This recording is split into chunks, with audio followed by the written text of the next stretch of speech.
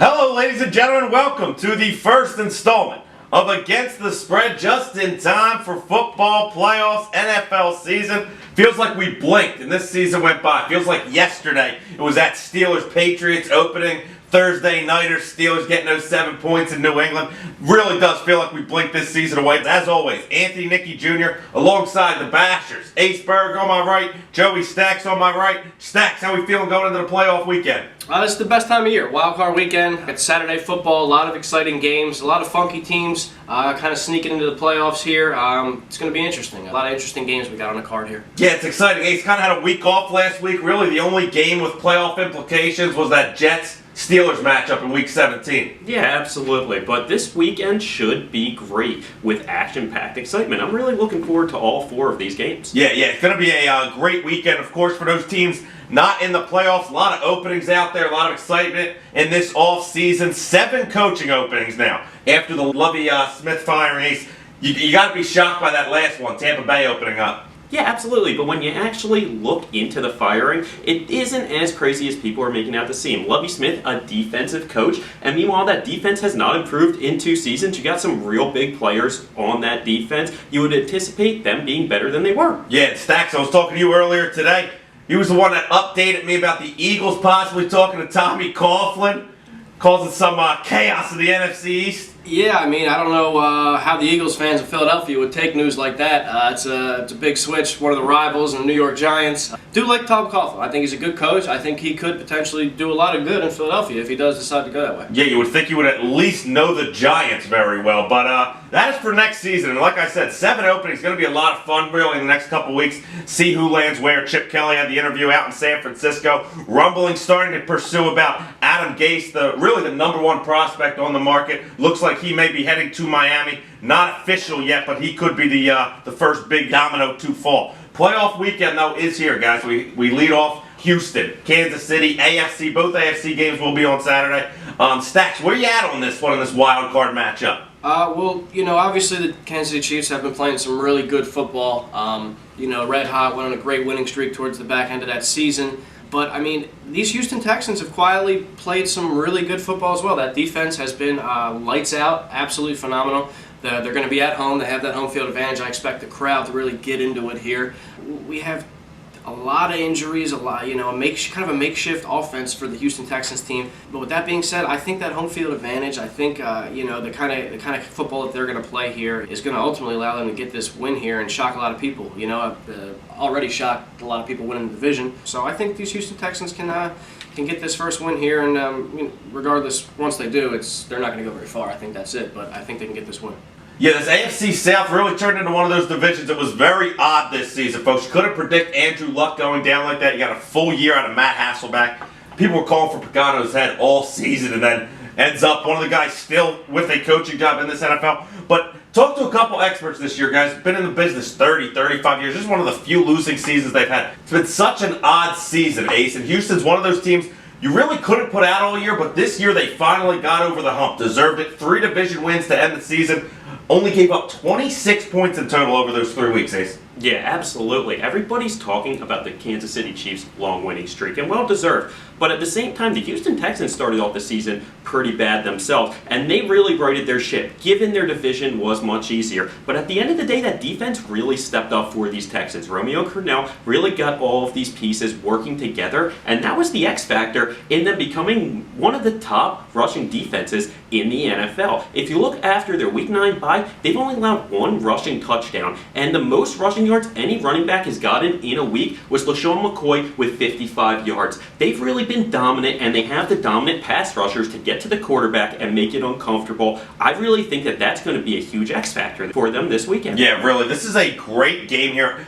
Public on the Chiefs. Really, everybody you talk to, all about this Kansas City team. I see why. I love the 10 straight wins. They had high expectations in the beginning of the season. I think Alex Smith is what we thought he always was. He's a game manager. People tell me this year, all of a sudden he isn't. Still think he's a game manager. Andy Reid, phenomenal coach, guys. Awesome. 10-10 career playoff record. He's lost a lot of big games. Kansas City, 0-6 against the spread their last 6 playoff games. Love Bill O'Brien. This is a Bill Belichick guy, man. This is a guy who's hung around at Penn State when all that was going on. This is a guy who's led Tom Brady before, watched him on Hard Knocks. You gotta love how he runs the team. I think this is a Texans team that's playing great at the perfect time. Not only 3 straight wins, 7 of 9 victories also. That's nothing to ignore either, really, in that matchup. Get this Houston team. I get Watt, I get Clowney, I get Will Fork. Like I said, 3 points at home, getting the points. Too much value there, folks. I don't trust this Chiefs team to come in to Houston and get a victory. Take the points there. I think we get an outright winner out of these Texans, 27-17 final. Next game on that slate, of course, the nightcap in the AFC in Cincinnati. Fun division battle there. AFC North matchup, Steelers-Bengals. 2 teams that have really been atop that division for a while, along, of course, with the Ravens always battling in it.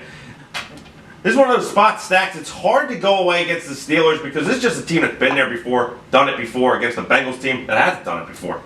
Yeah, not only haven't done it before, they have now A.J. McCarron leading the way. A quarterback with very little experience, 0 playoff experience. That, in the caliber of game that they're going to be playing here against the Steelers, division rival, it's going to be a tough spot for McCarron alone. Not to mention going up and having to keep up with Big Ben. All the targets. D'Angelo Williams is a huge loss for them, but I think they're going to be able to make it up through the air, put the ball in Big Ben's hands, and let him go out there and win the football game, and I think that's ultimately what he does. Yeah, this is just so much talent there, Ace, on this Steelers team. I don't know how you get past the Martavius Bryants. I don't know how you get past the Browns. Wheaton, too many weapons for Big Ben. Yeah, absolutely. And Big Ben even called out Martavius Bryant this past week, saying he is a vital part of that offense. He needs to be more aggressive and go up and get those balls and really have a good attitude in playing the game. And I think that that's going to be an X factor in him taking his game to that next level, and it's really going to be a big advantage for them. But who I really want to point out is the old wily veteran, Heath Miller. If you look at his numbers this season, he only has more than 5 receptions in a game 3 times. Guess what? 2 of them are the games against Cincinnati, and in fact, both of those are his only double-digit catch games of the season. I don't know if he puts up 10 or more this week, but I definitely think he gets 7, 8, and I think he gets his first touchdown against them this season, this week. Yeah, really, that's an interesting spot there, Ace. Heath Miller, really a guy that shows up at the right times for Steelers. Folks, I see what people are saying. They love this Bengals team all season. They've loved this defense all season. But this is a Steelers team covered in 16 of 21 meetings in Cincinnati. The Bengals, under Marvin Lewis, they've been a great regular season team. They're not the same team in the playoffs, folks. Cincinnati, 0-6 against the spread, just like Kansas City in their last 6 playoff games. Both of these teams. Now they play 2 tough opponents. Steelers, 9-4 against the spread in their last 13 games in the playoffs. These are 2 teams completely different. Mike Tomlin and company, they got in last week off of that huge victory, and then the Jets lost in Buffalo. They weren't expecting it. They end up sneaking in. I don't think they blow this shot, folks. Pittsburgh's one of those teams that when it's on the line, they get the job done. D'Angelo Williams is a huge loss. I think Toussaint does come in, does enough on the ground to allow Big Ben to open it up through the passing game. That's how the Steelers ultimately win this one. Lay the point and a half here. They get the job done into crunch time. I think it's a close one. You're going to be nervous throughout the game, but ultimately, Steelers win this one. Let's call it 31-28 final. Yeah, and I just want to say one more thing about that game. Everybody's talking about A.J. McCarron and this Tom Brady-like narrative that's going to be possible. I don't think he has any shot at that. I think he loses this weekend and becomes A.J. McCarron that we really know. Yeah, the Alabama one that I really know. NFC side of things, of course, this year they're both on Sunday. AFC's on Saturday.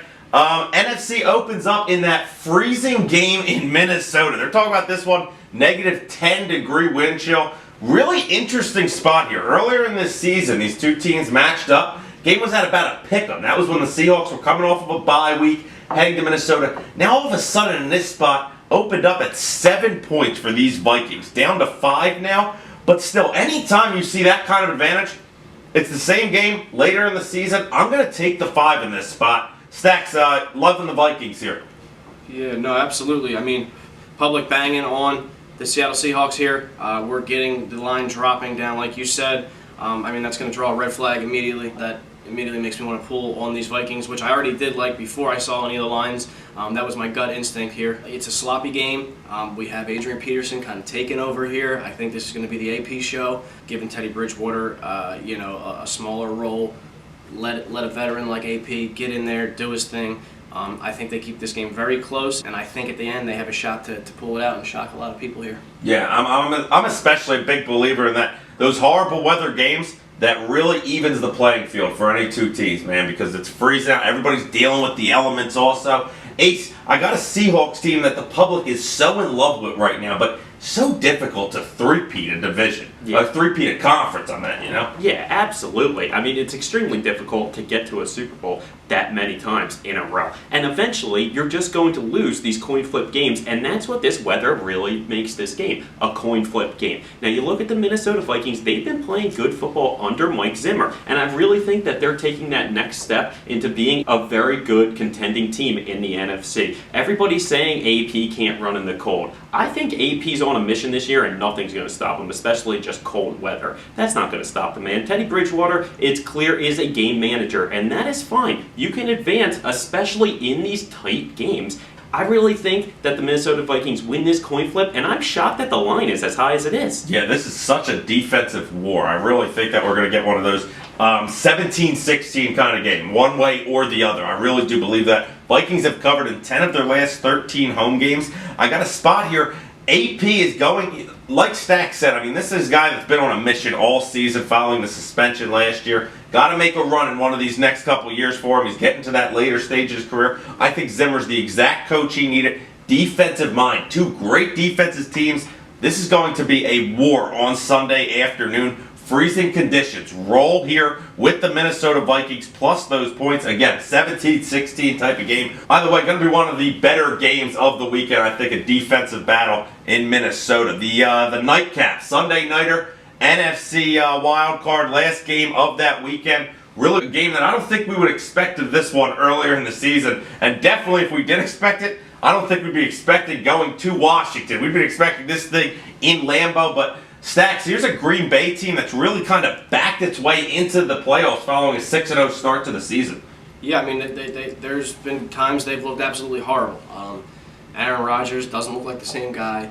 Continually through the season, everybody thought, okay, he's going to step up and be Aaron Rodgers. He's going to take control. He's going to, go ahead and get out there and win some football games for them. But that's not what's been happening. I think that's a direct effect of Jordy Nelson. That just goes to show exactly how valuable Jordy was. Aaron losing a major target with Jordy. They had that deep ball touchdown connection. It's not there, and it's costing them. I was very low on these Washington Redskins early in the season. I didn't think they had a shot, but as we know, that NFC East was a complete disaster. They were able to sneak in. Kirk Cousins playing some great football, looking like an absolute superstar at times, putting up some great numbers, breaking records. You know, this is the best season he's had of his career, and I think that he really takes advantage of this playoff spot. They quietly, have a shot and make some noise and put down some of the better teams here. And I think Green Bay is their kind of their first enemy. Yeah, in a battle of the week division, Washington, you got to give them credit. 4 straight covers at the end of the year. Kirk Cousins has a 127 passer rating, Ace, through the last 4 games of the season. You'd think that'd be Aaron Rodgers and company. Rodgers and that offensive lines look bad in Green Bay. Yeah, I might have a stat about Kirk Cousins that's even crazier than that. This year at home, his completion percentage is over 74%. Yeah. It's outrageous. He's averaging over 275 yards at home, and he has a 20-2 touchdown to interception ratio, including an 11-0 the past 3 weeks. The man who at one point this season had the highest interception ratio of any quarterback has quickly turned himself into a very reliable quarterback, and a man that I really think has the chance to lead them over Green Bay in a very shocking game. And let me ask you this, Tone, do you like that? I think I do like that. As Kirk Cousins has said, make those shirts for Michigan State. I'll say this, it didn't work for them. They got rolled out by Alabama. But yeah, Kirk Cousins, I mean, this is a guy who's turning around. I loved him at Michigan State. I thought it was nuts. I'm not going to be one of the guys that said I supported this early on. But Gruden knew something, because this is a guy who has stepped up and led this Washington team to this playoff berth. And again, a bad division, but either way, division champions got themselves to 9 wins, made it a little bit more respectable there. Green Bay, on the other hand, here's a team that's gone 4-6 in their last 10 games. And truth be told, They're a face mask penalty and a 60-yard Hail Mary away from being 3-7. Really, so that was a steal too in that Detroit Lions road win. This is a Green Bay team that's playing bad football. Aaron Rodgers has saved them multiple times in years past for a defense that's been a little bit under, for not necessarily having a great running game, but this year, no running game. This year, like Staxx said, Jordy Nelson not there, the offense doesn't look the same, and the line is not there like it was in years past. You gotta take the Redskins here. They're at like a pick'em public, loving Green Bay. They love Aaron Rodgers and company. Kirk Cousins going to shine in this game. Take him here. Big victory for the Washington Redskins, guys. And that's how we end the first weekend, the wild card rounds of this 2015-16 NFL playoffs. Love this card, guys. We do love these 4 games. Of course, basketball right around the corner. We'll be back this week to start picking apart these NFL coaching vacancies. I know there's a lot of fans out there that are probably sick to be watching these playoff games. Rather look at what's going on in the head coaching carousel, and it should be fun, really. Good week, guys. Good couple weeks coming up. For Ace, Berg, Joey Staxxx, I am Anthony Nikki Jr. saying we'll see you next time at Against the Spread, presented to you here at BookieBashingATS.com.